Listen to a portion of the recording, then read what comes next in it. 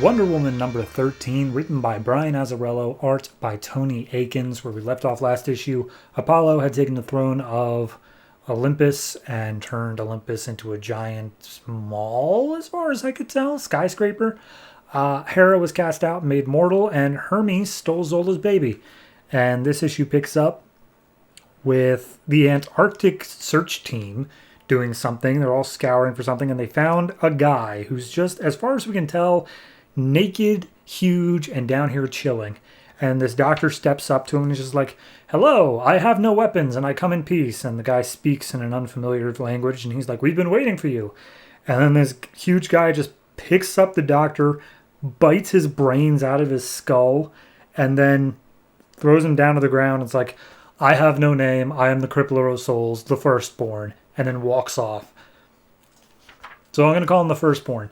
So anyway, we cut to Olympus, which is now, of course, a giant city architecture. Like, it's a bunch of buildings, but it's like a skyscraper. So someone steps up, Dionysus, and he steps up and he's like, "Man, all right." And we see that Ares is here down at the bottom, just having a drink. And he's like, "Well, we're here. Let's go up and see whatever Apollo wants." So they get up, and Apollo's just having a rooftop pool party. And apparently only the sons and daughters of Zeus have been invited, the ones who are actually gods, like full gods. So they show up, and Hephaestus is there as well. And we see that Apollo's like, okay, and the only one who hasn't shown up is Athena, because Athena rejects the fact that Apollo has taken the throne. So anyway, Apollo steps up and he's like, "All right, here's the deal. I got two prophecies from the oracles. The first is that there's a war coming. The second is that a child of Zeus would slay one of us and take the throne for themselves." And it's just like, okay, well, all the children of Zeus here, and we're the most powerful of them. And then Apollo points out, like, actually, Wonder Woman managed to, like, actually cause damage to the moon goddess. What's her name? Artemis. I'm going to say Artemis. I'm probably wrong, but regardless, he's like, "All right, so Diana is actually someone that could pose a threat to all of us. Just letting you all know." So then we cut to Diana and Lennox, who apparently survived. He just heals over time, so that's a thing. And we see that Zola is basically crashing on their couch in, I don't even know where they are now that I think about it, but they're in a place. And Hera shows up and is like, "Oh my god, guys, I found this thing called ice cream. It's delicious." And Zola just gets up, knocks the ice cream out of her hands, and starts trying to strangle Hera. Wonder Woman and Lennox separates them, and it's just like, "Okay, look, Zola, yeah, you could kill Hera, but I really don't want you to, so please don't. Murdering is wrong." And so she just spits on Hera and calls it a day. But then Lennox points out, it's like, "Okay, look, here's the thing. If you want help from other children of Zeus, aka powerful demigods, most of them aren't going to help you. There's only 5 of them left. I think they said that there are 2 of them. So, and then, there are 7 total. They are 2 of 5 that are still left alive. 2 of them died. Okay, that's it. Moving on." So, Lennox says, like, "Here's the thing. Because Hera's here, they aren't going to come to you. You need to go to them. And there's one that I know would probably help you, but you need to go find her. Her name is Soraka of the Wind." So at this point, Wonder Woman makes her way to Libya. She comes across a military group that, as soon as they see her, they open fire. It, of course, does nothing to her. She fires back the bullets and intimidates them. And then as they're leaving, she sees a pot move nearby. And when she takes off the lid, there's a little girl inside. And she's like, "Oh, please, I couldn't get out. When the bad guys showed up, everyone went into hiding." And Wonder Woman's like, "Well, okay, where'd they go hide?" And she points them at this underground, like, bunker area. And she's like, "Oh, when we're afraid, we go in here." And so she picks up the girl, carries her inside, and says, like, "I've gotten rid of the bad guys. You're welcome to come back to your village." But nobody answers. The place seems deserted.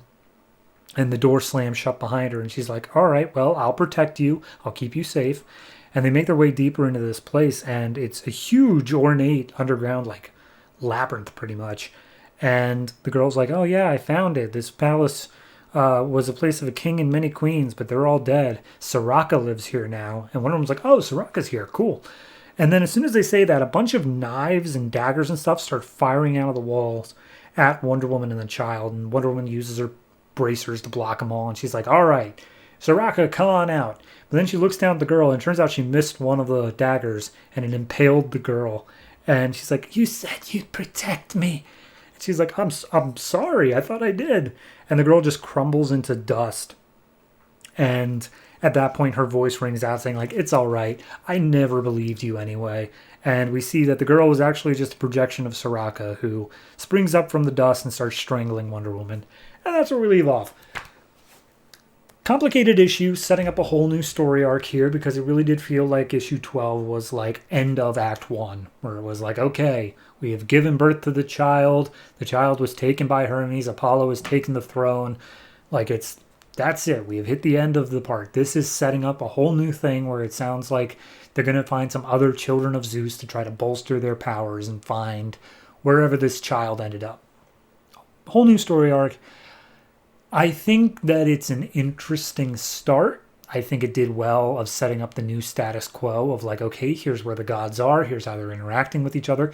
Nobody's really challenging Apollo for the throne, but they are saying that Athena is against it. So that's something at least. It did a good job of setting everything up.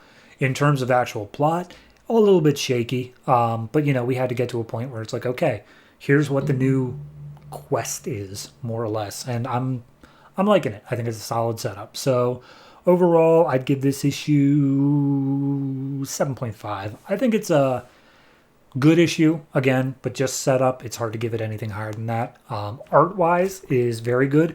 I gotta say, the Firstborn obviously seems like he would be the firstborn of Zeus. Very interested to see how that turns out, because he is all muscle. 200% interested in that. So as we keep that thread moving on, by the time that he interacts with Wonder Woman, I'm super intrigued to see where that turns out. But until then, definitely looking forward to it.